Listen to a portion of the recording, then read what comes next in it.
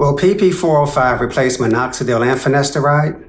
The new 2026 PP405 data has reignited one of the biggest debates in hair loss. Could this be the first treatment in decades that genuinely moves us beyond Minoxidil and Finasteride?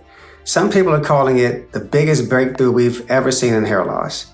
Others think it's just another treatment that's getting ahead of the evidence. So instead of going by the headlines, I went through everything I could find on clinical trials, the ADD presentation, and before and after photos, and even the claims that people were making online. I went into the research thinking I was trying to answer one simple question, but the deeper I got into the evidence, the more I realized that wasn't even the right question to be asked, because the evidence doesn't lead to a straightforward or a no answer. So let me show you exactly what I found. Hi, I'm trichologist Bobby Spence. I'm a certified trichologist, and for over the past 20 years, I've helped thousands of patients improve their hair growth and their density. One thing I've learned over those years is that every time a new treatment comes along, there's a conversation that changes almost overnight. Suddenly, people start asking whether everything we've been using until now is about to become outdated. Sometimes they're right, while sometimes they're not.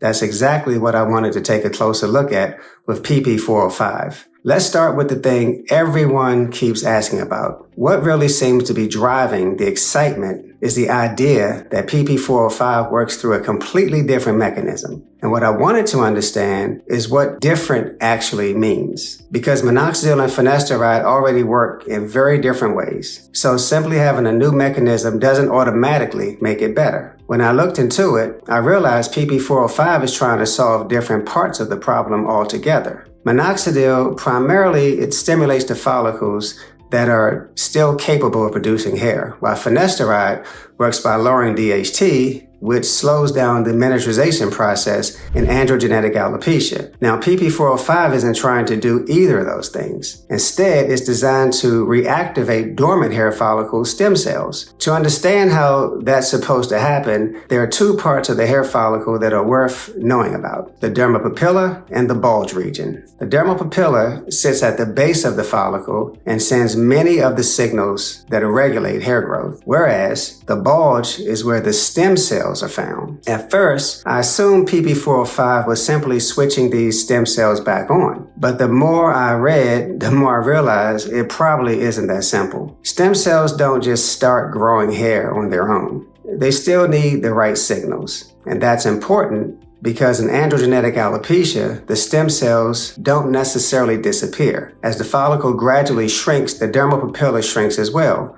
and the growth signals weaken. So the next question for me was, how exactly is PP405 supposed to do that? From what I found out, the researchers aren't saying PP405 creates new stem cells. The idea is that those stem cells are already there. They're just inactive. PP405 is designed to reactivate them by changing the way those cells produce energy. Normally, cells generate energy through one pathway. PP405 appears to shift them from towards a different pathway called glycolysis. Now, in biochemistry, here's the really important part here. What matters is that this shift increases the production of lactate, and previous research suggests lactate may help create conditions needed for dormant hair follicle stem cells to become active again. The researchers also looked into something called K167, which is simply a marker that tells them where the cells are actively dividing. In scalp tissues treated with PP405, K167 levels were higher than in untreated tissues, suggesting there are more cell activity. Now, that's encouraging, but I don't think it answers the question most people are actually caring about. More cell division doesn't automatically mean more visible hair growth. It doesn't tell us whether those hairs become thicker, whether they last, or whether someone looking into the mirror would actually notice a meaningful difference. To answer that, I had to move beyond the lab and look at what happened when people actually used PP405. So I went straight to the clinical trials. There were 78 participants, including both men and women, with androgenetic alopecia. They applied PP405 for 28 days, and then the researchers continued following them for another 8 weeks after treatment had stopped. One result kept coming up everywhere I looked. Among men with more advanced hair loss, 31% had more than a 20% increase in hair density, while the placebo group had 0%. The researchers also reported that PP405 wasn't detected in the bloodstream, suggesting that there was no measurable systemic exposure, and they didn't report any major treatment-related side effects in this early study. Then I looked at the photographs that were presented at the American Academy of Dermatology meeting. They were presented well. The lighting looked consistent, and the hair length looked similar, and the same areas appeared to be photographed each time, which is exactly what I'd hoped to see in clinical presentation. Some of the thinner hairs look darker and thicker. In a few areas, I could see even hairs appearing where the scalp looked much sparse before. I could immediately understand why people were excited. So I went back to the study to see whether the data was just as convincing as the photographs. The first thing I looked for was whether those results held up across the entire study. And that's where I had to remind myself what kind of trial this actually was. It was a phase 2A study with 78 participants.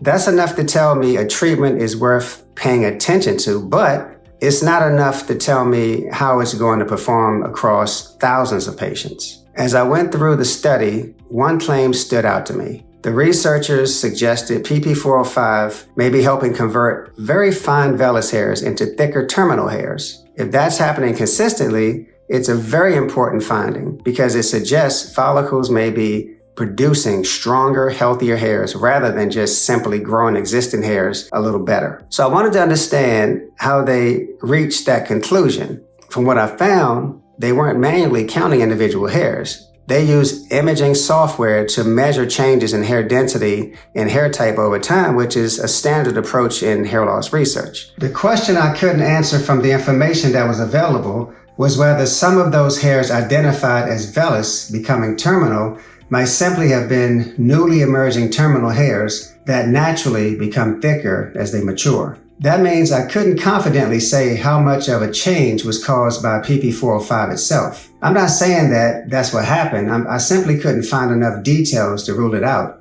So I have to be careful not to overinterpret that particular finding. I also noticed that the placebo group showed some improvement, although not nearly as much as PP405. That's exactly why placebo groups matter. Hair growth changes naturally over time, and even small differences in photography of hair positioning can influence how results actually look. Comparing everything against the placebo gives you a much clearer picture of what the treatment is actually contributing. By this point, I wasn't really asking whether PP405 looked exciting anymore. I think the early data is encouraging. The question I was trying to answer was whether it was strong enough to put PP405 in the same conversation as Minoxidil and Finasteride. Honestly, I don't think we're there yet. With Minoxidil, we've had decades to understand where it works well, where it doesn't, and what kind of results people can realistically expect over time.